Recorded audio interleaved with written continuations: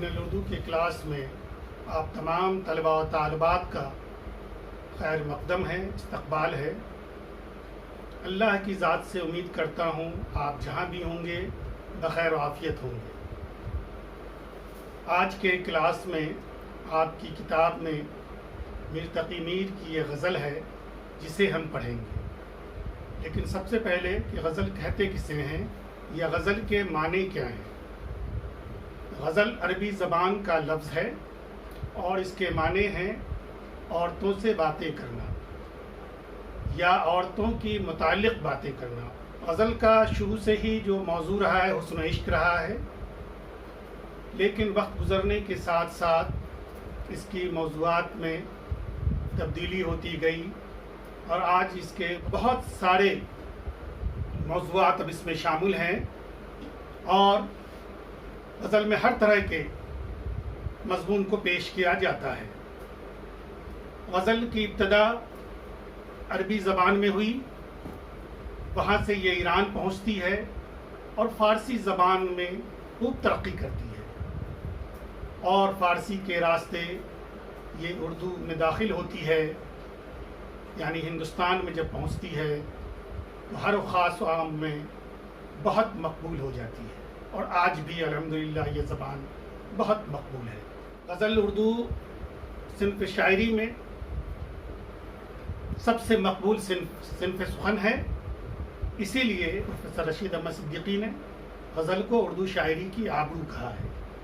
آئیے اب ہم کچھ شاعر کے بارے میں جانیں، یعنی میر تقی میر کے بارے میں جانیں۔ بہت مختصراً، میر تقی میر کا اصل نام محمد تقی تھا اور میر تخلص کرتے تھے۔ آپ کی پیدائش یو پی کے آگرہ شہر میں 1722 یا 23 کے درمیان میں ہوئی اور آپ کا انتقال 1810 میں لکھنؤ میں ہوا۔ آپ کے دادا فوج میں ملازم تھے، لیکن والد انتہائی نیک اور شریف انسان تھے، بےحد متقی انسان تھے۔ ان کے والد کا نام محمد علی تھا، لیکن ان کی پرہیزگاری کو دیکھتے ہوئے، جیسا میں نے کہا کہ بہت متقی انسان تھے، محمد علی سے علی متقی ہو گئے۔ لوگ ان کو علی متقی کہہ کے بلانے لگے، آواز دینے لگے۔ ان کے والد صوفیوں کے یہاں جایا کرتے تھے، صوفیہ کرام کی بہت عزت و احترام کرتے تھے، ان کی خدمت میں حاضری دینا اپنے آپ کو سعادت سمجھتے تھے اور اپنے بیٹے کو بھی اسی راستے پر چلانا چاہتے تھے۔ چنانچہ آپ دیکھیں گے کہ میر کے مزاج میں جو خانقاہوں کی تربیت اس کی جھلک ملتی ہے۔ میر تقی میر بہت مشکل، پریشانی، تنگدستی میں ان کی زندگی گزری، مختلف راجاؤں کے دربار سے وابستہ رہے، لیکن ہمیشہ پریشان رہے۔ آپ کے کل 7 دیوان ہیں، 1 فارسی میں اور 6 اردو میں۔ دیوان کسے کہتے ہیں؟ آپ کے ذہن میں یہ سوال لگا۔ دیوان کسی شاعر کے مجموعہ کلام کو کہتے ہیں، لیکن کلیات کی طرح سے دیوان میں، جیسا کلیات میں نے بتایا تھا ویسا دیوان میں نہیں ہوتا، بلکہ دیوان میں کسی شاعر کا کلام حروف تہجی کے تحت ہوتا ہے، یعنی جو اس کا ردیف قافیہ ہوتا ہے، اگر الف ہے تو الف کے تحت جتنی غزلیں ہیں جو بھی کلام ہے، پھر بے کے تحت، پھر پے کے تحت، پھر تے کے تحت، اس طرح سے اسی ترتیب سے اگر ہوتا ہے تو اسے ہم دیوان کہتے ہیں۔ تو گویا کہ میر نے 7 اپنی زندگی میں دیوان لکھے۔ ان کے 7 دیوان ہیں، 1 فارسی میں اور 6 اردو میں۔ میر کی عظمت ہے کہ اردو کا سب سے بڑا شاعر مرزا غالب اسد اللہ خان غالب بھی ان کی استادی کو تسلیم کرتے ہیں اور کہتے ہیں کہ ریختہ کے تمہیں استاد نہیں ہو غالب، کہتے ہیں کہ اگلے زمانے میں کوئی میر بھی تھا، کہتے ہیں کہ اگلے زمانے میں کوئی میر بھی تھا۔ خود میر کو بھی یہ احساس تھا، اس لیے کہتے ہیں سارے عالم میں ہوں چھایا ہوا، سارے عالم میں ہوں چھایا ہوا، مستند ہے میرا فرمایا ہوا. ایک شعر آپ لوگوں کے مطلب کے لیے مطلب کی چیز ہے کہ ابتدائی عشق ہے روتا ہے کیا، ابتدائی عشق ہے روتا ہے کیا، آگے آگے دیکھیے ہوتا ہے کیا. اب آئیے آپ کی کتاب میں جو میر کی غزل ہے اسے پڑھتے ہیں اور اسے سمجھنے کی کوشش کرتے ہیں. یہ یونٹ 5 میں ہے، پیج نمبر 171 میں ہے. غزل کا پہلا شعر جسے مطلع کہا جاتا ہے اور آخری شعر جس میں شاعر اپنا تخلص بیان کرتا ہے اسے ہم مقطع کا شعر کہتے ہیں. تو آئیے اب غزل پڑھتے ہیں. ہستی اپنی حباب کی سی ہے، ہستی اپنی حباب کی سی ہے، یہ نمائش سراب کی سی ہے. نازکی اس کی لب کی کیا کہیے، نازکی اس کی لب کی کیا کہیے، پنکھڑی پنکھڑی ایک گلاب کی سی ہے. میں جو بولا کہا کہ یہ آواز، میں جو بولا کہا کہ یہ آواز اسی خانہ خراب کی سی ہے، اسی خانہ خراب کی سی ہے. میر ان نیم باز آنکھوں میں، میر ان نیم باز آنکھوں میں ساری مستی شراب کی سی ہے، ساری مستی شراب کی سی ہے. آئیے جو کچھ مشکل لفظ ہے میں پہلے اس کے معنی بتا دوں. ہستی کہتے ہیں وجود کو، زندگی کو، دولت کو، طاقت کو، لیکن یہاں پر زندگی کے معنی میں ہے.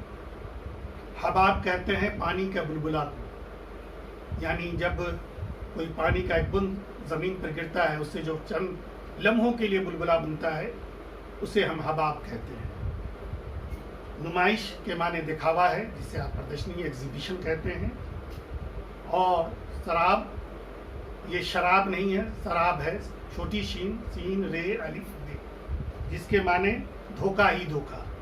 یعنی آپ ریتیلی زمین پر یا ریگستان میں جو آپ جاتے ہیں دور سے اس میں جو بالو ہوتا ہے اس میں جو چمکتا ہے ایسا آپ کو محسوس ہوتا ہے کہ وہاں ندی بہہ رہی ہے، دریا بہہ رہا ہے، پانی ہی پانی ہے. لیکن قریب جاتے ہیں تو آپ دیکھتے ہیں کہ وہ سینڈ ہے یا بالو ہے. یعنی زندگی یہ دھوکہ ہی دھوکے کے معنی میں ہے.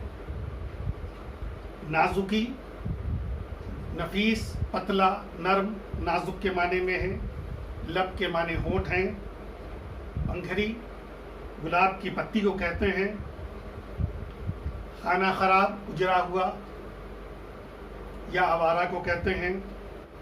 نیم باز آنکھوں میں، نیم باز یعنی آدھا کھلا ہوا آدھا بند. مستی، نشہ، خمار، بے ہوشی، شراب آپ جانتے ہیں نشہ آور عرق یا رقیق جو چیز پی جائے. اب ہم اس غزل کو سمجھنے کی کوشش کرتے ہیں. سب سے پہلے تو مطلع کا جو شعر ہے یہ شعر جو ہے زندگی کا فلسفہ ہے، خالص فلسفیانہ یہ شعر ہے.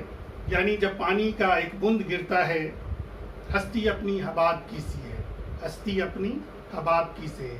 یعنی یہ زندگی جو ہے پانی کے بلبلے کے مانند ہے. جیسا میں نے بتایا کہ پانی معنی بتایا آپ کو کہ ایک بند جب پانی کا گرتا ہے تھوڑی دیر ایک بلبلا بنتا ہے، ختم ہو جاتا ہے. تو گویا کہ یہ زندگی جو ہے اسی چند گھنٹہ کے نہیں، چند دنوں کی نہیں، بلکہ اس سے بھی مختصر ہے.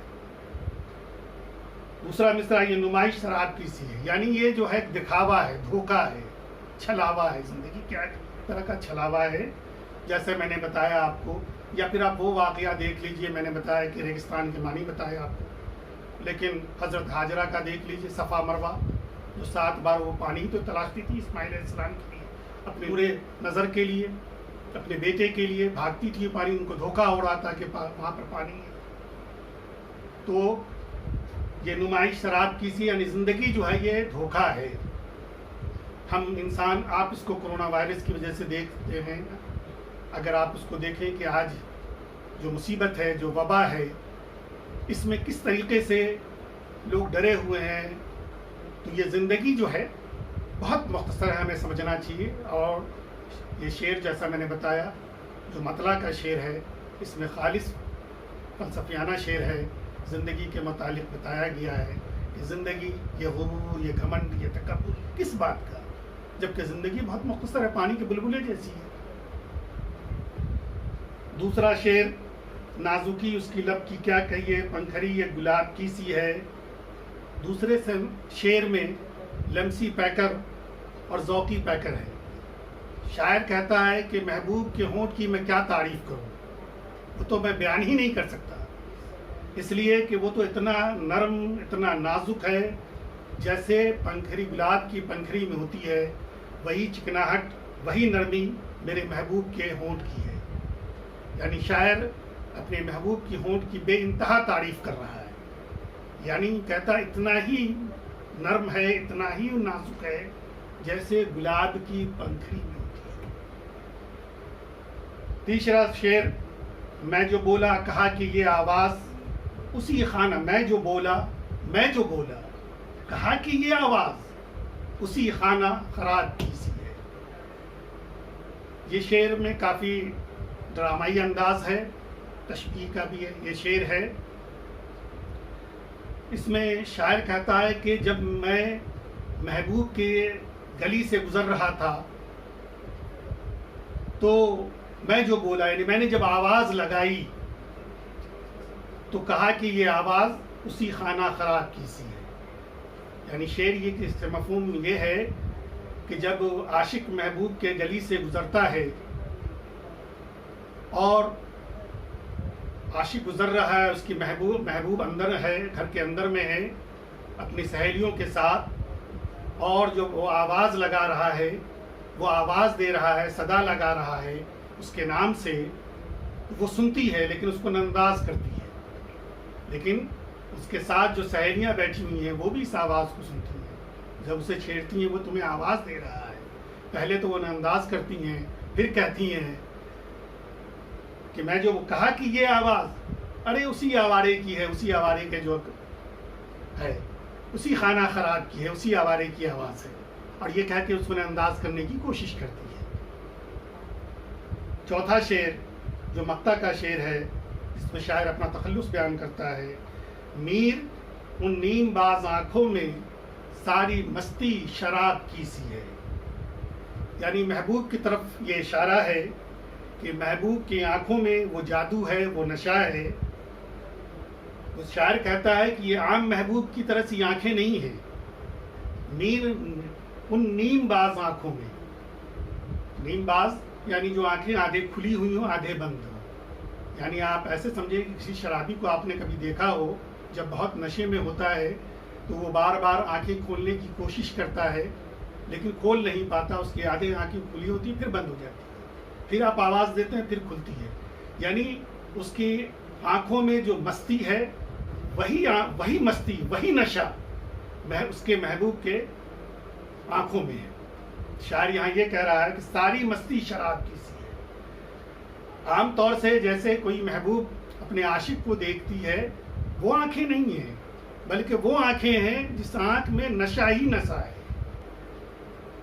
یہ غزل کا مختصر خلاصہ کلاس میں آپ ہوتے تو شاید اور تفصیل سے مختلف شاعر کے کلام کو سامنے رکھ کے پیش کیا جاتا، ظاہر ہے یہاں پہ گنجائش نہیں ہے، لیکن جتنا کہا گیا ہے، کہا جاتا رہا ہے آپ سے، آپ اسے پڑھنے کی کوشش کریں، سننے کی کوشش کریں، بار بار میں کہتا ہوں، پہلے آپ اس کو 2-3 بار سنیں، پھر کتاب پیج نمبر بھی بتایا جاتا ہے، پیج کو دیکھ کے آپ اسے پڑھنے کی کوشش کریں، اور پھر کل انشاءاللہ سوال و جواب بھیجا جائے گا تو اسے دیکھ کے آپ مشق کریں گے۔ بہت شکریہ۔